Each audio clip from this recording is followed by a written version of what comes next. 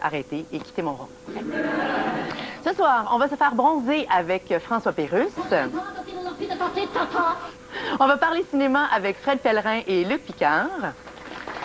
Et on commence avec celui qui vient de lancer un nouvel album qui cartonne déjà sur iTunes. Il est l'un des artistes hip-hop les plus populaires au Québec, avec ses 65 000 fans sur Facebook.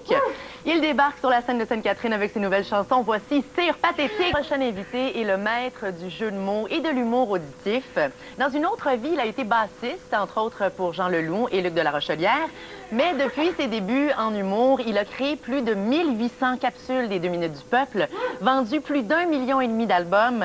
C'est une véritable machine. Il imagine, écrit, enregistre, réalise, monte toutes ses créations. François Pérusse, viens donc réinventer mon croco! Salut!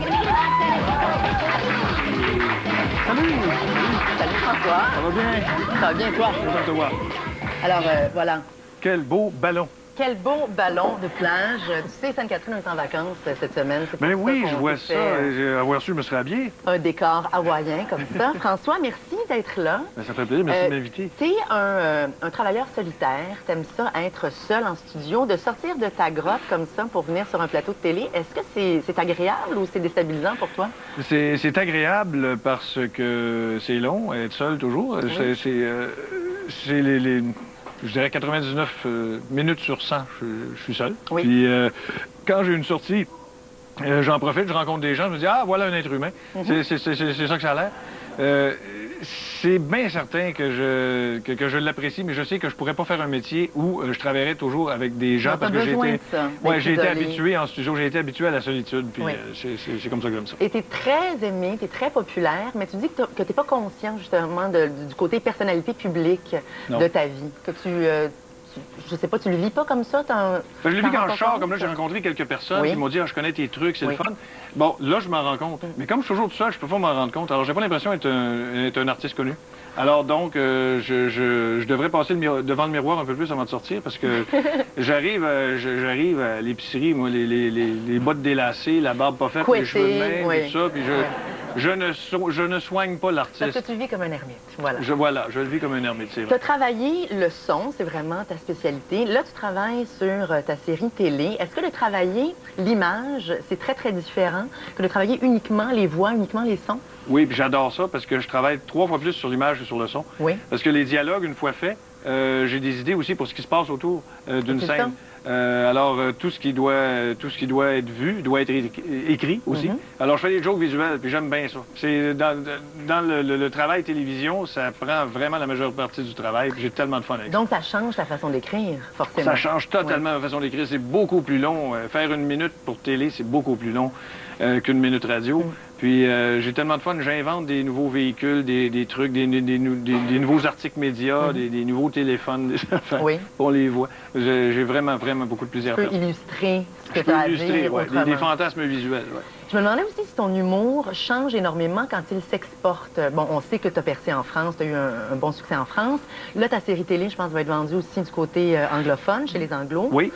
Donc, est-ce que tu as adapté ton humour pour d'autres cultures, pour quand ils déménagent, quand ils voyagent? Tout à fait. Ben, du côté français, les 2 minutes du peuple sont encore diffusées dans toute la France, en Guadeloupe, en Suisse, en Belgique et toute la francophonie là, qui boit de la bière. Et tout ça est adapté. Oui, parce qu'il y a des choses ici que je peux pas faire là-bas. Par exemple, le gars qui magasine. Il y a un personnage qui magasine par téléphone, qui est bien insolent, tout ça. Là-bas, ils comprennent pas ça, quelqu'un qui magasine par téléphone. C'est pas quelque chose qu'on fait en France. Alors, c'est un personnage qui marche moins là-bas. Donc, il y a d'autres types de sketchs qui fonctionnent. C'est pas exactement la même chose. Et je parle en français. Et voilà. Il faut parler français. La façon de parler est différente, forcément. Oui, tout à fait. François Pérusse, parce que tu as travaillé la voix énormément et que c'est devenu ta signature, ces petites voix de chipmunk-là, après la pause, entrevue The Voice avec François Pérusse. Oh là!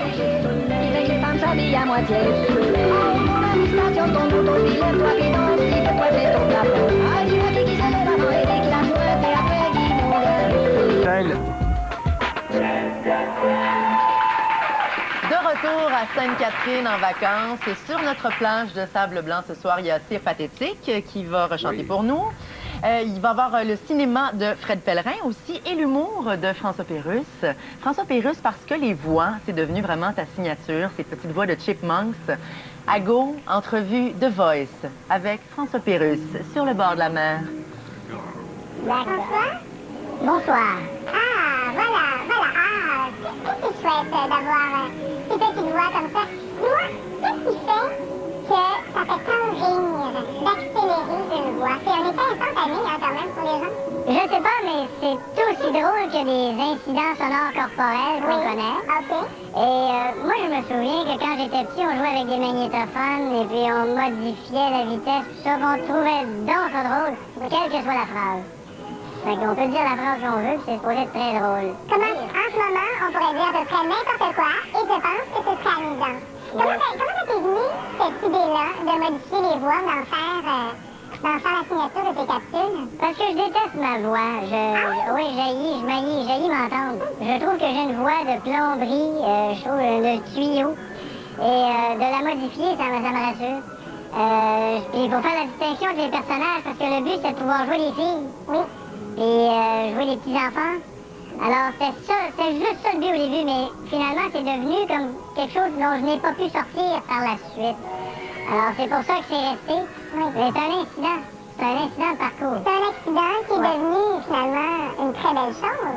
Oui. Ça a apporté énormément de succès.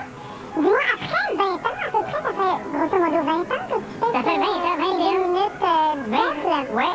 Après 20 ans, de quelle façon ton humour a évolué? Les voix sont restées les mêmes, mais ton humour a évolué de quelle façon? Eh bien, les voix sont un petit peu moins hautes que ce qu'on entend en ce moment. Oui. Et je les ai baissées aussi un peu. Maintenant, je varie la vitesse un peu moins et je parle plus d'actualité. Oui. Parce qu'au début, je parlais juste des petits trucs, de tous les jours, vie de couple, vie de travail, vie dans la rue, plus anecdotique. Plus anecdotique. Et maintenant, on s'attaque beaucoup plus à ce qui se passe maintenant dans le monde, tant à l'échelle nationale qu'internationale, et on intègre ça dans les sketchs de vie de tous les jours. Alors c'est ça qui m'a permis de progresser un peu, et de changer un peu de style finalement. Parce que si j'étais resté avec les mêmes sujets de vie de tous les jours depuis le début, je pense que j'aurais fait le tour dans... Oui, assez rapidement.